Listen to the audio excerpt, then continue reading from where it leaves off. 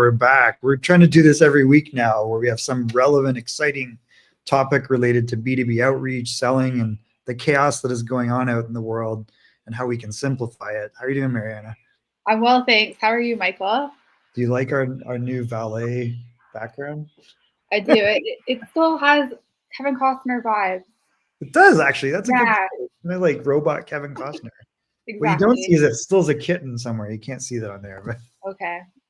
yeah, I thought it was, I don't know, since we're doing so much with AI agents and co-pilots with Valet, everyone's coming up with these like fake humans, and I think it's just creepy. It is a bit creepy. And that's what people don't want when it comes to AI. They Yeah, don't want to feel like AI is replacing humans. We want to talk about AI in a way that it's actually helping us, working totally. with us, and we are, in fact, in control. Well, I think, our approach it's taken us a while to get here, but it's probably the right one, right? Where we're not trying to replace humans, we're just trying to help humans. We're humans. I don't really want to be replaced, but I also don't want to do robot work. So Yeah, we don't want to waste time doing work that a robot could do, yeah, right? exactly. And Totally. working more productively means making more money. So that's always good. All right. So the hook for this is the title of this is Unstack Yourself. And I think we're all going through overload on the volume of potential tools we can use, not just for outreach, but for like our whole business. And it's kind of insane. I saw someone actually, one of our friends, she posted from Fuel Finance their tech stack. I don't know if you saw this. I should have mentioned this actually. And she showed the bills, and it was like 9 G's a month to get started. And other people were like, that's not real. It's more than that. I was like, holy crow! I'm scared to look at my bank account. Yeah. It's a little crazy. So it's like it starts with one tool to automate one thing, but then it needs another tool to it needs another tool. So I think what our goal is a couple of things out of this. We hope you walk away with kind of a framework to think about your customer and the journey they go through to buy something. And then the systems that the software and the systems we use to identify where they're at in that buyer's journey. That's kind of our goal in a simple way without going crazy. And how do you eliminate tools that get you there? That's really what I hope everybody walks away with this. If you have comments, you can make those and we should be able to see them and we'll reply to them. And we can even post them up. So if you're on LinkedIn, maybe you're seeing us on YouTube or Twitter because we're broadcasting to all the places today. Please feel free to make comments or ask questions. What we're going to do is a couple of things. We're going to talk through kind of quickly like what we're seeing out in the marketplace for sales, particularly founder-led sales. So if you are maybe you're a consultant, maybe you're leading a B2B startup in AI, or you're still in a SaaS company, still we're all in SaaS still. Maybe anything else where you have like a 0 to 10 sales reps and you're in that go-to-market phase. What are we seeing out there? There's a little bit of change going on. So I think we'll kind of share some of that, and then we'll give you that quick framework to say, here's how to know not just who your customer is, but when you go from them not knowing you to start learning about you, how you know what stage they're at. And we can do that through data. Anything else I'm not touching on? And we're going to show you ops, right? We're going to show you all the new cool stuff we've built. Absolutely. We want to take the overwhelm out of tech stack. Exactly. Because we feel it. Like we go through the same thing and we get the bills too. So, all right. So we prepared a lovely presentation that we'll walk through. Again, feel free to make comments and we should be able to see them.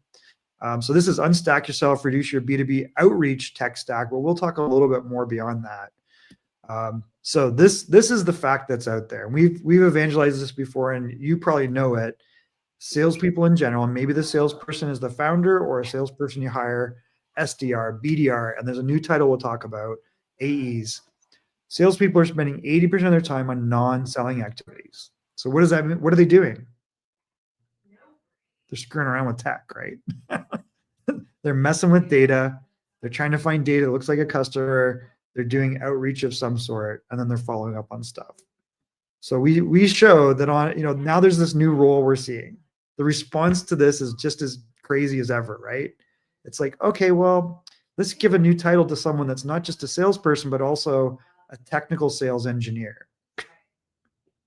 So we're seeing this trend where people are saying, oh, we've got go-to-market engineers, and they're capable of making data sets through crazy tools.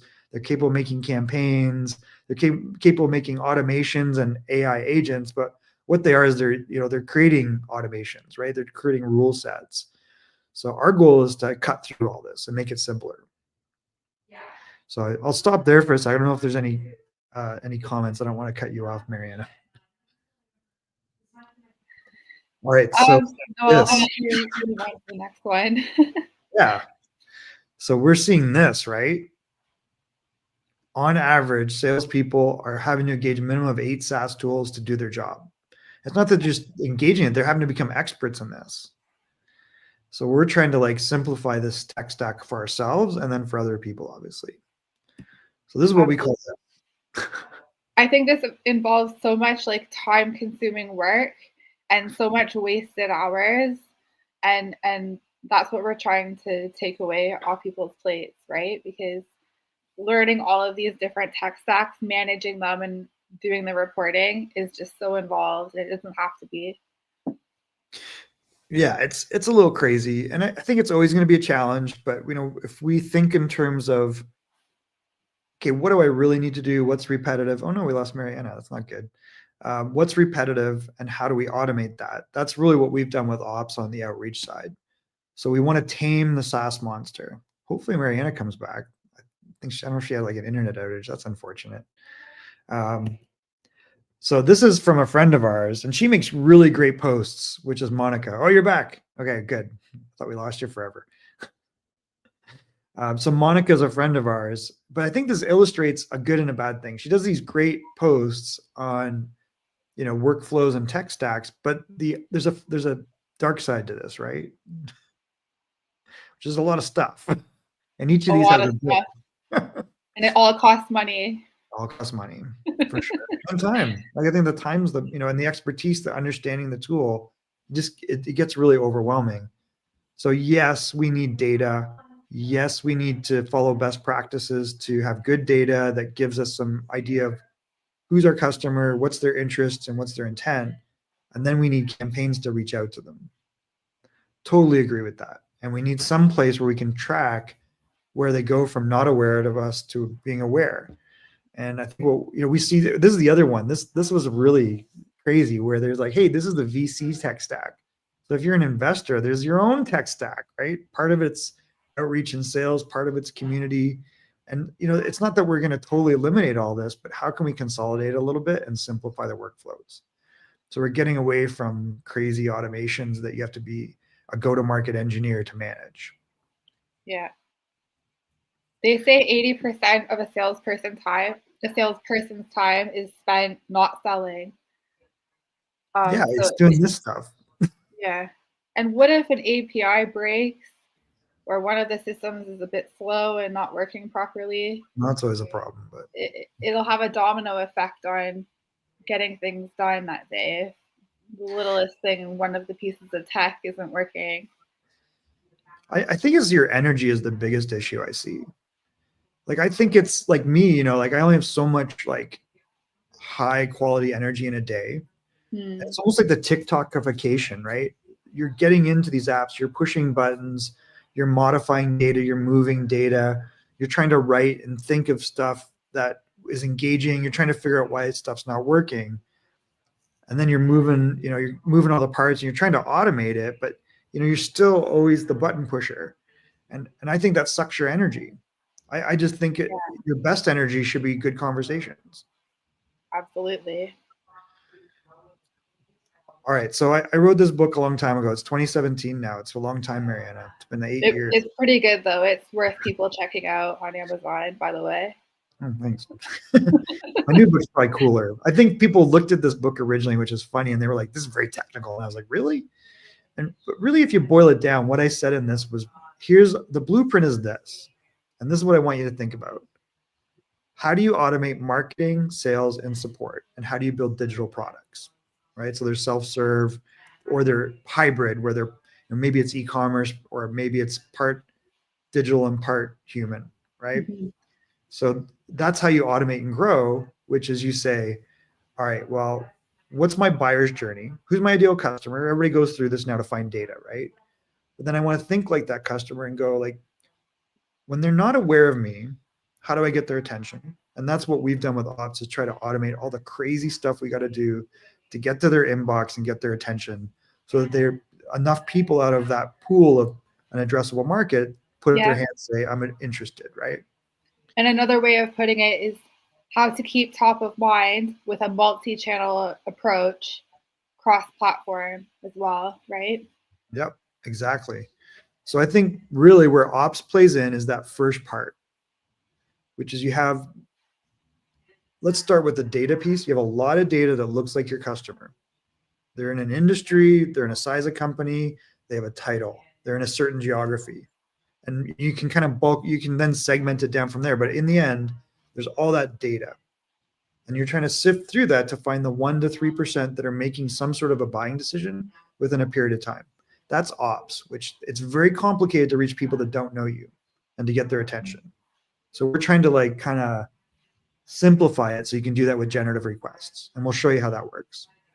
After that, you still need to be able to communicate with people, but you want to move them from that pile of data into a known pile of data where they're aware of you. You're aware that they're maybe potentially a customer or interested in something you said or did.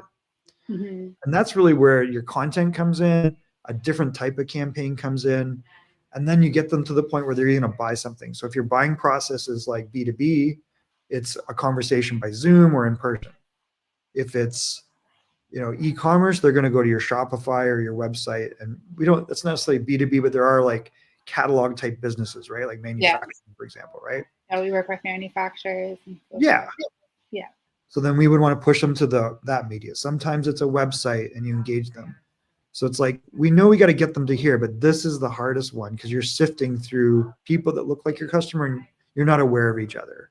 So that's what we're going to show you, is how to do this. And then I'll even show you a framework to get them into another system and manage them here. And this is kind of the system, right? Are you ready for the big reveal? Yep, I think we're ready. Yeah. All right, so this is another eye chart, but really simply, all we're going to say is, look, here's the buyer's journey where they're unaware of you, they're aware of you, they're thinking about buying something from you or a competitor, and then they're in a decision process. And then success is they've bought something from you or someone else. They've solved a problem by buying the thing, right? How we know that they're in each stage of that is by data. So we start in Ops, and Ops is around people at companies that are in an industry, maybe a certain size and a certain title. And we have that's the bulkiest data. So let's say the addressable data is 100,000. Maybe there's 100,000 records that you say, this looks like my customer. Maybe I've segmented it down to smaller lists, but all those people are potentially my customer. That's where outreach and Ops comes in. And we'll show you how we can spin up campaigns in a couple minutes on LinkedIn and email for B2B audiences. What you want to do after that is you want to get them into another system. And I think that's CRM. Because inside of CRM, you can say everyone that is interested books an appointment with you, downloads your lead magnet, shows up to your webinar, shows up to an in-person event, whatever the call to action is out of your outreach. You get them in CRM, and then you track them through their journey by using this record, which is a lead or a contact. So if it's in HubSpot, for example, you represent a person as a contact, and maybe they're at a company or an account. And then when they're consuming other stuff, you're tracking that also in CRM. A good example is HubSpot. We use HubSpot. Consideration is, okay, maybe they book in a call with you and you're just doing discovery, you're presenting, you're negotiating, and they either buy or they don't buy. That's the B2B cycle, right? So we're saying, are they qualified? Do they have budget, authority, need, and timing? We're recording all that, right? And some of it's automated, some of it's conversations like this. But that's still in CRM. So it's two systems right now. It's Ops for outreach, and then it's CRM to manage them through that buying journey. And then deals and opportunities are another record where we just track them. So again, you're in CRM and you're managing, like, have we presented to them? Have we put a contract or an offer in front of them? Are we negotiating price or terms? And you would, again, track all that. And then success says, okay, well, they bought from us. We sent them an invoice or a proposal. They've signed off on electronically. Maybe they've bought something in our e-store, like our e-commerce store, or on our SaaS platform. From there, we got to onboard them, and we track that with cases. And when that's over, they're a customer. And then each of these are really important things, but to simplify your tech stack, think of it in terms of just using records to track them. And you really need two systems. You don't put all that bulky stuff in your CRM, and you only put like interested data in your CRM. And I think it's as simple as that to start. And it's not that you go to zero tools, but now you can use Ops for outreach because we want to create those relationships with ideal customers. So it starts with data. We want 10 to 20 of these per month, probably on automation, maybe more. In our case, because we're B2B, we would want at least that. Or maybe you want 100 signups to your platform. We might get to that point, right? So you think you reverse engineer it, and you think of what volume do I need going out between two channels. If it's B2B, which is what we focus on, LinkedIn, and then B2B email. Talked a lot. Well, we should probably dial it back a bit and mention that part of our story in launching Opps.ai came from realizing how it's really important to have our own branded domains because of the email deliverability and all of the challenges around email fiancing.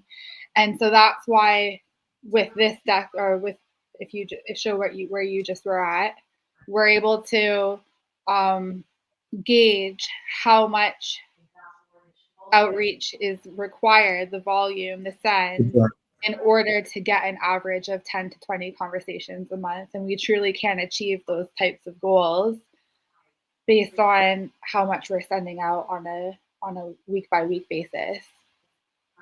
Yeah, great point. Like reverse engineer it, right? So we know, we have multiple people in our company with LinkedIn. Mm-hmm. We automate outreach that way to a certain list, but we know the volume there is low. We can only send so many invites a month. And then a certain percentage of those people, if we say the right thing, will add us back. But it's very high quality because we got a profile, we got a business profile, they see our content, right? So and we have a very targeted approach in who we're sending invites to and who we're targeting to have these conversations with. Exactly. We're quite strategic about it. We practice what we preach. That's true. Yeah. The flip side is we still want really good data, but if we want to scale beyond that limitation of LinkedIn profiles and the limits of LinkedIn, and it's a platform we don't own, to your point, well, the way we do that is to deal with deliverability. One is we create branded domains. Mm-hmm. So usually our customers will set up like 10 to 30 domains, 30 to 100 email addresses, which sounds crazy. But in the last year, we've had this deliverability war. Mm-hmm. So maybe I found 50 or 100,000 records or 20,000 records that look like my customers. And I know in there, I'm going to segment that down based upon some factors, right? Maybe it's interests, maybe it's based on location or company size, whatever the criteria is. Mm-hmm. Email will help us get to them faster. But if we send 50,000 email with one email domain or our main domain, which is a mistake a lot of people make. You could lose your entire website. You could lose so much of your business just by making that mistake. Correct. Which we see it all the time. It blows my mind. Like, it's like, well, how are you sending email now? And people are like, oh, my email address. And it's like, we hear this all the time. Like, yeah, I got blacklisted. And you're like, ooh, don't do that.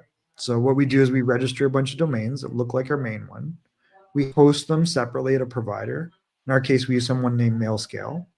Mm-hmm. There's others though. And then we send very low volume per day, which could get very messy, right? But our software lets you kind of manage that in a clean way. And then, so we know between those two, I can get volume over here by using multiple branded assets in the background that I rotate between the mailbox. I send very low volume per day per mailbox, but then I get, because I have a bunch of domains that are warmed up, have good reputation, I'm getting to the inbox of the people that look like my customer. Anything else on this slide you want to touch on? Or are we? I think we could talk a little bit about what we mean by having a really targeted approach and who we're sending invites to. So we have a Chrome extension in our new launch where we can find out where our ICPs are hanging out and make a plan accordingly. Yeah, that's that kind of like inbound led outbound discussion. That's that discussion of if people follow a particular, company or product on LinkedIn, Yeah. and we can correlate, hey, if you're following this, and I get some contact data for you inside of Ops, there's a pretty good probability that you're at least interested in what I'm offering. So maybe, I don't know, could be a competitor. Competitors can be effective. Like you can find people that follow competitors, Yeah. or maybe it's an analogy, like a complementary product or brand that's on LinkedIn, or maybe it's a post. If you post up and you get 100 or 200 people who are commenting and liking on your post, that data can be used as like an indication. It's like, oh, I noticed you commented on this post on this topic. So Yeah. there's some interest and intent there by inferring that. I think that's what you're referring to. Yeah, intent's really important. I think when a lot of small medium businesses are looking to do outreach, it can be a bit frustrating in the go to market phase where they're trying to figure out who exactly am I trying to target. And sometimes the strategy you're pulling and trying to align different ways to get an idea about who to target, and it's all very siloed, and it can feel like you're just throwing spaghetti at the wall and hoping it'll stick.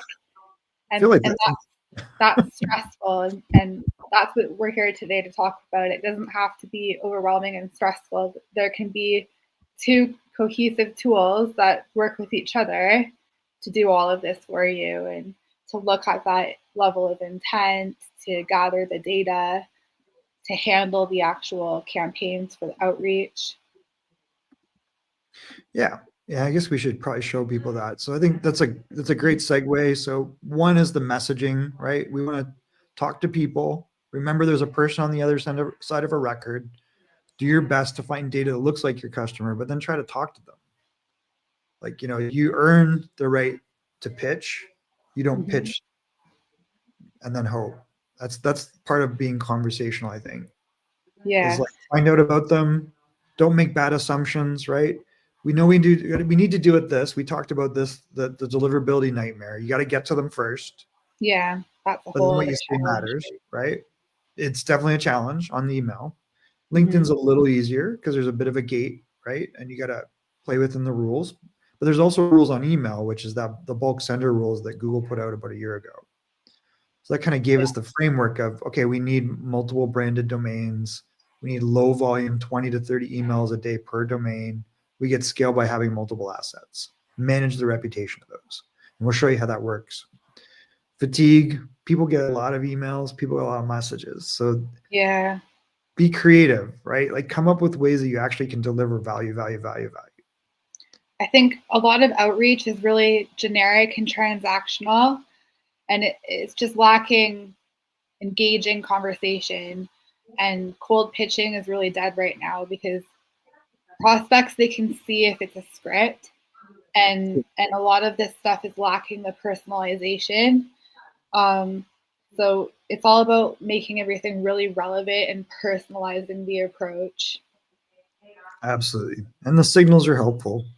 Yeah. Annoying messages. How many times you have like, oh, I'm just following up is like the worst thing you could ever say in an email. Or I'm bubbling this up to the top of your inbox. No, I didn't want you in there in the first place. Buzz And away. yeah, we've tried this and it's just like, oh, just curious. This is actually work. Of course it does. It pisses them off. It pisses Mhm. people off the way, it would piss me off, right? So I think it's like nagging people. It's like, oh, I guess you're not interested in this. Right. So I think we really got to be creative and think of what's our unique approach to really deliver value to someone that doesn't know us. Mhm. And I think you can pitch initially saying, hey, if I can get you this result, would you be interested? But then that's kind of your first touch, right? And then it's like, if you follow up, it's like, oh, I'm just following up, or why haven't you responded to me? Or I guess you're not interested. You're talking into the void. So I think Mhm. that's where you switch hats, right? You say, hey, I have this webinar, I have this in-person event, I'm doing this podcast. I would like your feedback. I'm doing a launch. Do you know somebody? Like that's where conversations come in, and you can kind of prime them a little bit. So I think you just need to be creative on your second message, maybe third. And I don't think you go over three usually. I think No, it's something there's you too much. you shut her down and you move on. Yeah. All right, so this is what we call generative conversational outreach. So we're kind of talking about reaching the inbox, LinkedIn, and email. Generative is what we're going to use to automate things, and we'll show you what that looks like. And Yeah. then obviously outreach because it's first touch, right? It's like to people that don't really know us probably. All right, so we use AI to automate and personalize. That's the goal, right? How do we do this?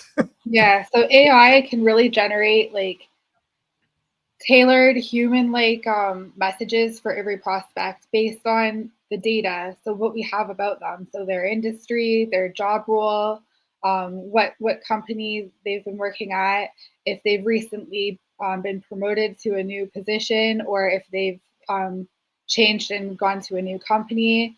What is their LinkedIn activity? Are they liking certain posts? Are they showing an interest in specific events? So yeah, AI can really help to create like unique, engaging messages. Absolutely. This is Valet, and this is our AI co-pilot. People call it AI agents. I don't think a lot of what's going out there is truly an agent where it's you're giving it a goal and it's autonomous yet. I think eventually Valet will be like Jarvis for our founder. What it is right now is it's good at some certain specific things, and we'll kind of show you what those are. Where instead of having to go through and push buttons, you can tell it what you want. It'll help you find data, it'll help you craft messaging, and it'll set up campaigns.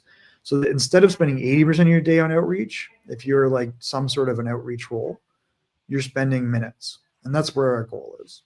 Be able to spin up a campaign across that runs, and then you can tweak and work in the background. Mhm. So this is Ops. This is the new Ops. And I think what we'll do is we'll switch off the presentation in a second. We'll actually do a demo. But Ops is, really focused initially around Valet. So it's chat.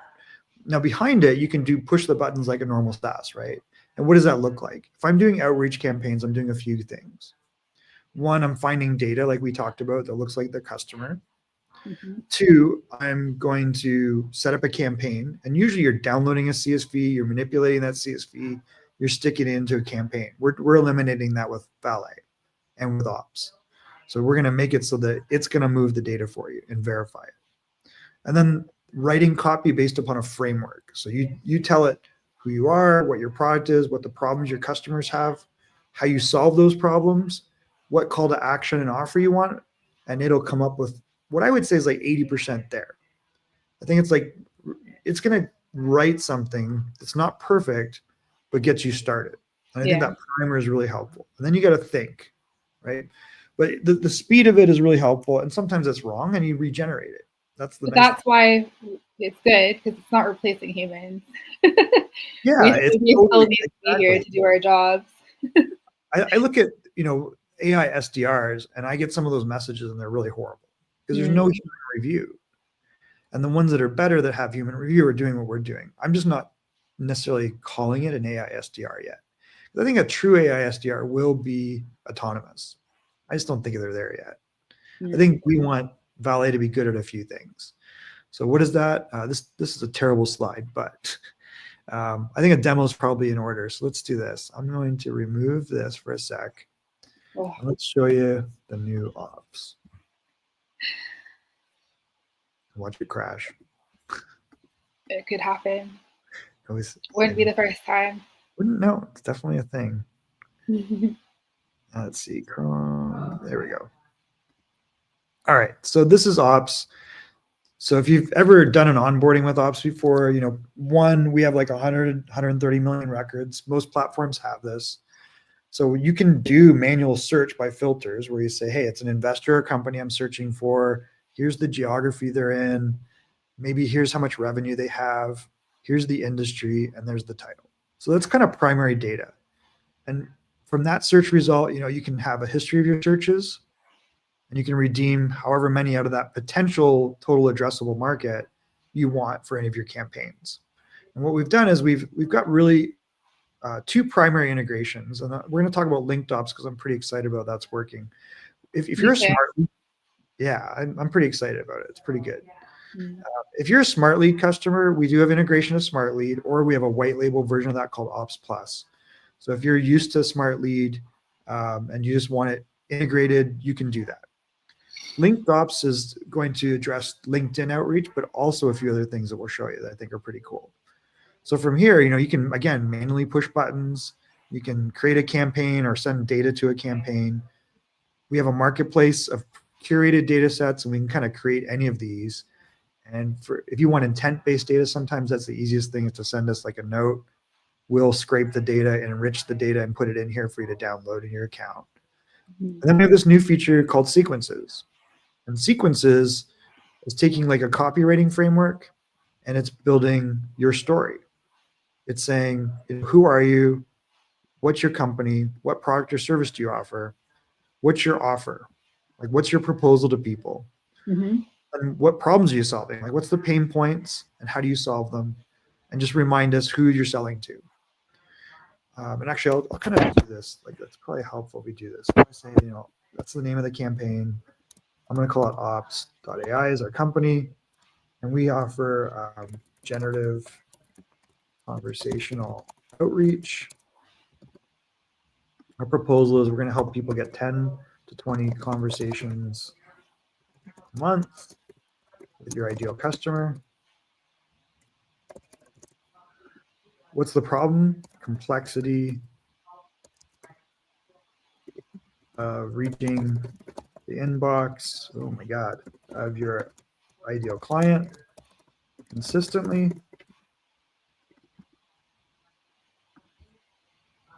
Oh yeah. And then our solution to that is Ops generative multi-channel outreach. Let's call it that. And our ideal client might be a B2B founder in the, let's call it technology industry, in the go-to-market phase with 0 to 10 reps. From there, it's going to ask you, like, what do you, how many steps, what tone do you want? We're going to call this satirical, kind of like that one. What's the outcome you want? I want to talk to them. And the call to action is, hey, can I send my calendar link maybe? We also see video and some other things, but this is what we'll start with. Let's see, let's cross our fingers and hope it gets us like 80% there. Crossing my fingers. Yeah. Oh, geez. Ever wonder how cats would do sales outreach? If cats conquered sales, they'd master the inbox ninja style, no doubt. So I may or may not love that. That's hilarious. That's right. Can I send you a calendar to chat, or shall I enlist a feline for backup? Oh, wow. It's actually kind of clever. Pigeon mail versus Ops, which is better? Did you know that pigeons once delivered mail? True story. But multi-channel wizardry over feathered friends. So it's kind of funny. Like, we used a satirical tone and it wrote in satire. So again, I can manually send this or create a campaign to email or LinkedIn from that. So we went through all that. Or I could just tell it, no, I just want to create a campaign. And this is where Valet comes in, where all the stuff you said it took us a little while. Say, well, look, I want to reach technology industry in the United States with the title Chief Technology Officer. You're missing an N in techno. Oh, and an F, geez. I think it's smart enough to clue in that that's not the title. So it's telling me how much data it's got. I'm just going to tell it, oh, I want this much. And this is 12 CTO tech, let's call it. And then it's going to ask me, hey, would you like to use, see, I already created that really cool campaign, so I'm just going to reuse it. Or I could go through and kind of do the same thing, right? I could write it out again and follow the same steps. I won't bore people with that. It's like, well, there you go. I've got my campaign set up. There's my campaign. It's moved the verified data. So it's a little fewer records because some of the data doesn't get verified on the import. Mm-hmm. But then it's got my sequence all set up and ready to roll. I can edit it and change it there. And then I'm just going to pick those domain assets that I told you about. I'm just going to say, like, well, I'm never going to send more than 30 messages a day from each of these, but I want to send, 100 a day. So I'm going to pick 4 of them, or maybe 5 times 20. I've got good reputation on those, so I'm going to save those to the campaign and I'm going to kick it off. So I wasn't really timing myself on that, but that seemed pretty quick. Yeah, that I can't imagine it more simplified or. I mean, more simplified might be a robot doing it, like just thinking, oh, you want this campaign, I'm going to send it. And I think that's maybe the next phase, but I don't think we're ready for that. I think that our goal is to really. Did you see the whole thing? Oh no, you know what? I think I missed some of the screen. It doesn't open up into those. Let's share it. I missed one thing here. Let's just stop and I'm going to share because I wasn't sharing the full. So it kind of, what it did is it created this campaign. So you can see it imported the data. It put all my copy in it. I talked about it, but I guess you couldn't see it on the screen. And then I picked domain assets. I just said, I want these domains as part of my outreach. And then I kick it off.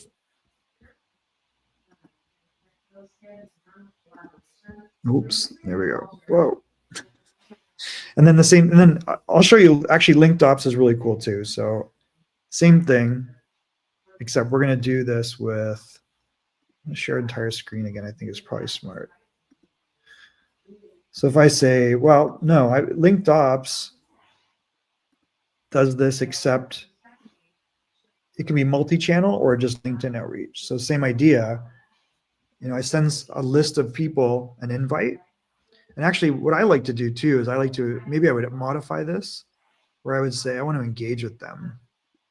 And what does engagement look like? I can visit their profile. I can like one of their posts, endorse a skill, comment on something, and use either OpenAI or Perplexity in the background to comment on their posts.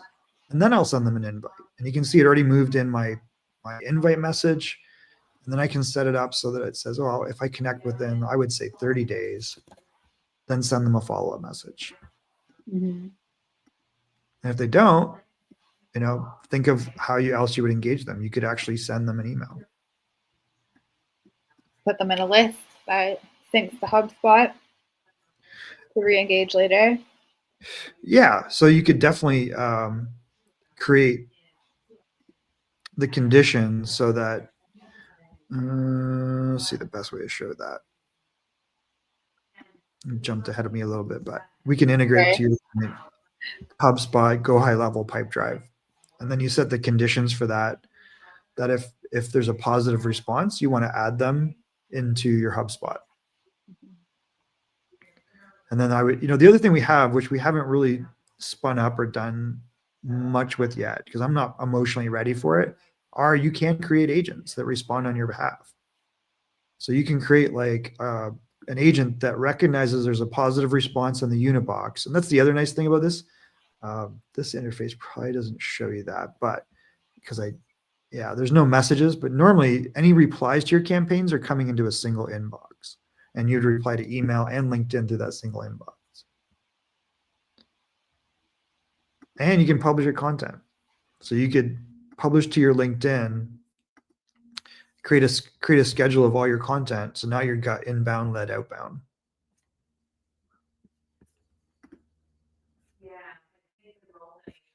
And you can kind of see any of my campaigns in there. So all that is part of the Opps platform now. So you can find data, generate copy, build the campaign out all in a matter of minutes, and then even make it more complex, set some conditions. And then to your point, if there's a positive interested reply in the inbox, have it added to CRM right away. And then, what we do with that after that is we tag people as interested, but also the product they're interested in. So in our case, it might be Opps, because that's what they've responded to. Or if they book in a call with us, that'll show up in CRM. And then once it's in there, we will engage them in a totally separate set of campaigns where we're trying to deliver value to them.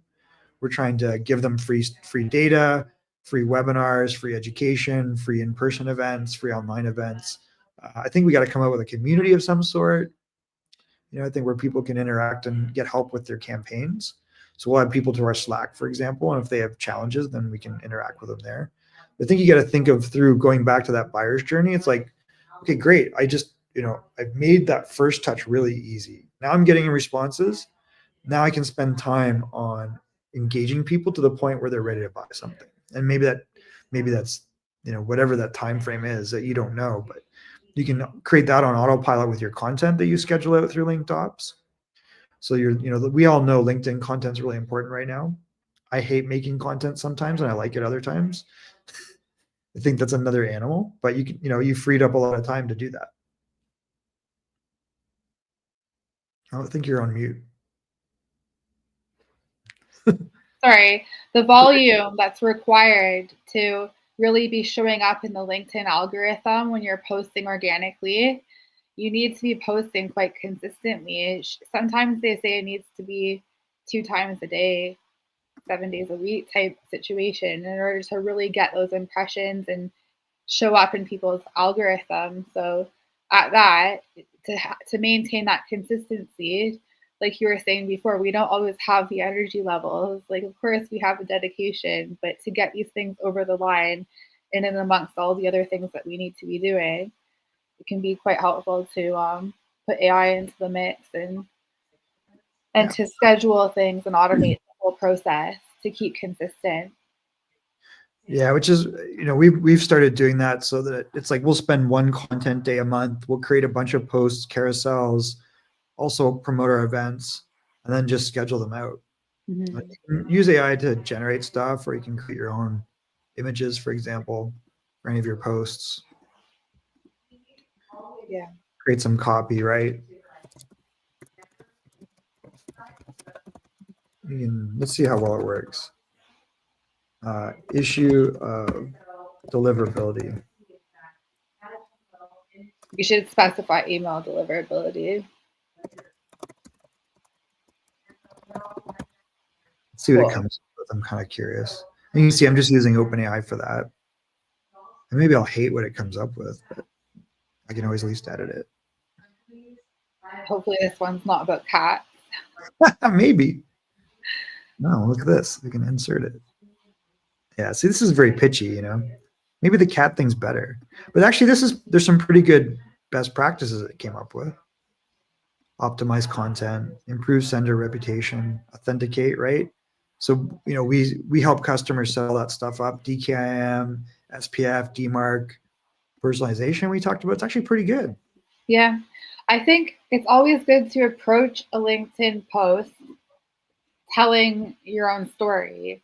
So True. as long as you have that kind of social storytelling theme in your posts where you're telling your own experience, your own story, because at the end of the day, it's all about showing the value that you can bring to your network.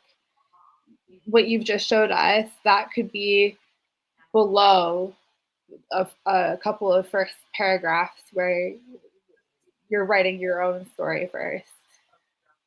Yeah, and I think there's all that, that's a whole nother animal, obviously, but I think it's a nice little bonus that you have the ability to schedule that out.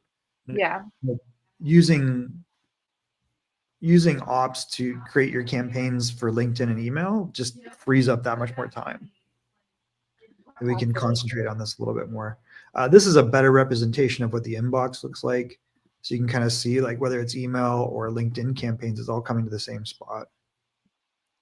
I think another thing to add to that, it's not just about giving yourself some time back. It's also about having that consistency in tone of voice, and especially the value proposition, the messaging and positioning of your content, and keeping in line with what messages you want to be putting out there to your ideal clients and so forth.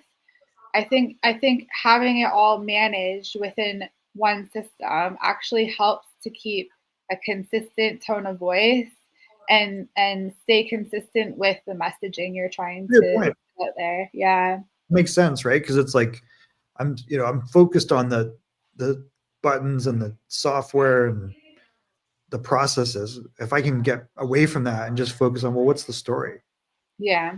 What's the message? Who am I talking to, and what problems they actually have? And I think to your point, like having it in one central place kind of focuses you, right? Mm-hmm, absolutely. Yeah, and helps you to kind of collate a lot of the ideas that you might have, because sometimes when we're a solopreneur or a small team and maybe in the early stages of the business, it can be hard to decide on what that message is. So it's Yep. kind of like a calculator in a way. It helps to, Add it up. yeah, define what exactly it is. You know what's funny is like when we've been doing onboarding calls, so we have like the sequence writer, right? And that those questions really are the basis, to your point, not just of your outreach campaigns, but your brand. Mm. And you know, what, like, who am I selling to, and what am I really doing to solve the problem? And then, you know, we're going to make an update actually that's, I think, a good addition to that, which is we'll prove that you've done this, like the social proof element, because we're manually adding that into the campaign. So we're going to update it. So one of the questions is, well, how have you solved X for Y? How have you done X for Y company? And that social proof can be really important for you to frame, where do you fit in the market? Like, what value are you bringing? And I think just it's almost like that sequence writer itself gives you like a brand book in a sense. Yeah. It's kind of funny how that works. And it's good for messaging, obviously. Like, I think I like the satirical stuff, like the cat stuff and the pigeon stuff was actually kind of funny, and it differentiates you a little bit, right? Yeah. Sometimes it's also just how text that can be overwhelming. It can be really overwhelming deciding on what message to put out there, and sometimes we overthink it way too much. And a lot of it has to do with the stress of doing outreach and to in fact be sending these messages to Into the complete void. strangers and so forth. Yeah. And actually it's not about overthinking it too much. It's making sure you're not too salesy, that you're adding value and that your message is very clear and that in fact there is an offer somewhere. So it can be really good to just take a bit of a step back and not necessarily be doing it all on your own. Yeah, it's funny how just going through even just those questions like really helps me get to that point. Mm-hmm.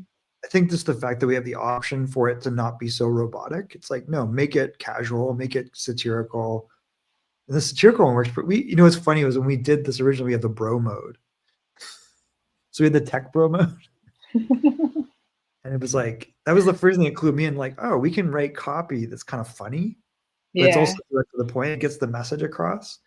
And that, you know, the tech bro mode and the first versions of it were really bad. It was like, hey, bro, what's going on? But that Oh wasn't what god. it meant. What it meant was, you know, talking in a casual tone, but getting the point across quickly. And Yeah. that's when we trained it and we learned how to train AI better. The copy was coming out was like, well, what else can we do? Can we do stuff that's humorous? Can we and get it, you know, to be creative? And I think that's one of the cool parts of this feature anyway. Yeah. All right, so we talked a lot. We talked about, like, you know, how we get to the inbox, all the technical stuff, and then hiding that behind Valet. I think we've talked a lot about messaging and data. To your point, we want to be respectful of people's time. If you want someone to do all this for you, what we've been doing, because we're piloting this, if you just want to try Opps, you can think of, you know, we should have come up with an easy way to do this. I didn't even think of a good way to do it. What's the I easiest way to think we do did all right it? We did, but now we got to up give until some this people. point. Yeah. Damn To it. this point. What's the easiest way for people to get a hold of us? All right. So if you comment on this post, or if you want access to Opps, just we'll put the post and you comment on that post. Just comment Valet. We will send you access to Opps where you can find data. You'll get 250 records a month for free for life. So you can find 3,000 records a year that match your ideal client profile. You can download that in CSV and use it in whatever application. If you have Smart Lead, you can just integrate it for free. You can use the sequence writer for free. And you can use those credits in the marketplace if you find a list that matches. So if you want that, just comment Valet and we'll send you that. If you want someone to do a little bit more for you, because what we've done is we've helped people get their first campaigns up, build their first data sets. We'll actually give you 20,000 records to start, 5,000 new records a month.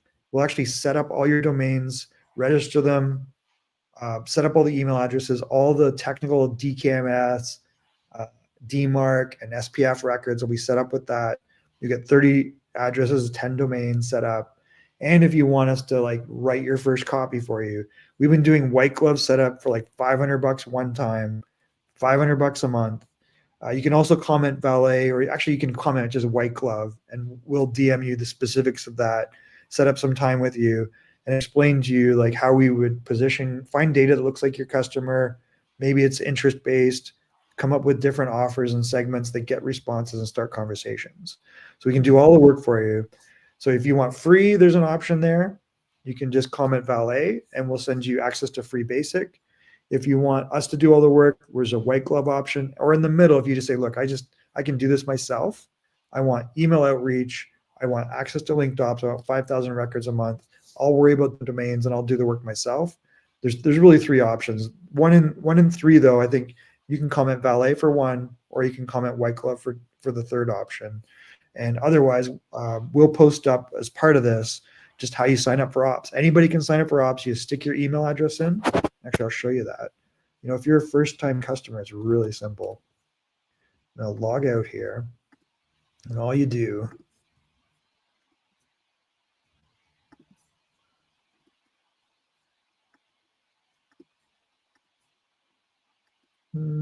let's log out. You just stick your email in. It'll send you a one-time passcode. Where's my email? Oh, it helps. I closed my email on purpose for this, so that it wouldn't be popping. Of course you did. Now I'm like, I get a one-time passcode in my email. Oh, did I stop sharing? I think I did. Yeah, you did. Yeah.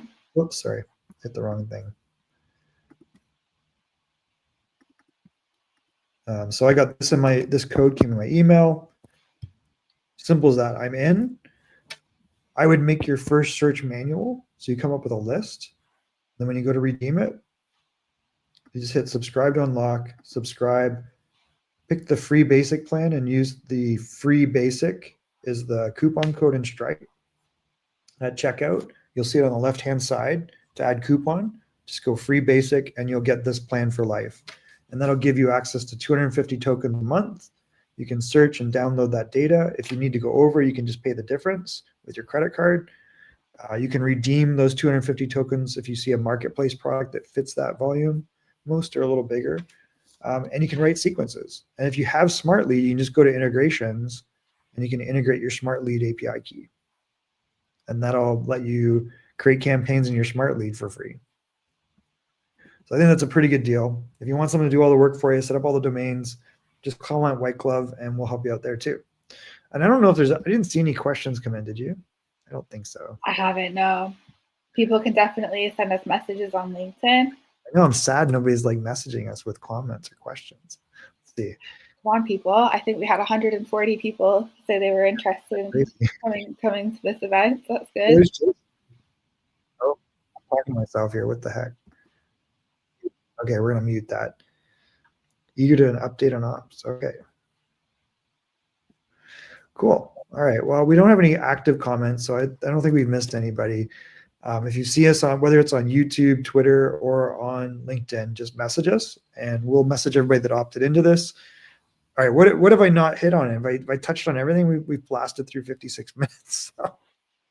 We could nerd out talking about data and CRMs and marketplaces and email deliverability for ages. So maybe we should just do another podcast episode in a week or two. Okay, so we have one coming up, right? Let's look at I can remember.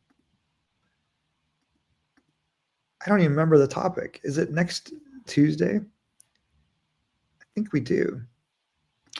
You know what? I should have been prepared with that. I don't even know. I know Paris set something up, but we're going to try to do these weekly with different people. We've got one coming up on deliverability. We do have one on copywriting, and then another on interest-based and intent data. So we'll drill down on those specific topics. Oh, we've got one on best practices around LinkedIn outreach.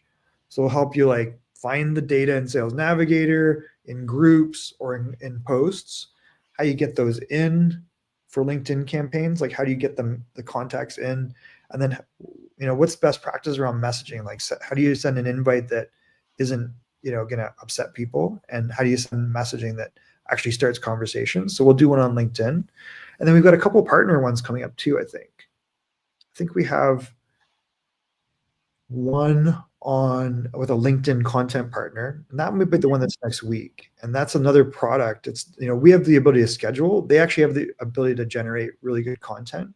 So we'll announce that. And then we have one other with an interesting product that's kind of like scaling video using data. So That's like right. personalized video and landing pages as part of your campaigns. And we're just going to test this out first, and then we'll kind of produce what the results are. I'm actually really interested to see how that turns out. Me too. Yeah, Should be that'll be a cool. bit of an experiment we'll do in public. So, all right. Yeah. Well, thanks for everyone that did jump on. We do see a lot of people that have viewed it. We'll Lovely. follow up with everyone and send how you get access to Ops, get your free basic plan, or if you want help with your campaigns, how you can do that with White Glove, or maybe you just want access to linked Ops and some data. Sounds good. Thanks so much, Michael. Thanks, everyone. Thank you, Marianne. I know you worked hard to get so many people to opt in, so that's amazing. Awesome. My goal is we get one of these with 1,000 people on it. That's what we want. Yeah. Soon it will be 1,000 people, because we practice what we preach. We've actually been doing all of the outreach and building a network and inviting people to our events using our own tools, using Ops. And if you've been doing this and you get discouraged, by the way, don't feel bad, because it can be a little tricky sometimes. Some days we're like, are we saying the right thing? Are we doing the right thing? Are we being good people? And we got to adjust. So I sympathize with you. It's all testing and learning, quite honestly. It really is. Sometimes my brain isn't good at that, but I think that's the truth, right? It's how do we make more friends at scale? And that's really our goal. Okay. All right. Thank you so much to everybody. Thank you, Mariana. We will see you guys next week. I can't remember which topic it is next week, but we'll send out an email. We'll announce it soon. To be determined. Yeah. Bye.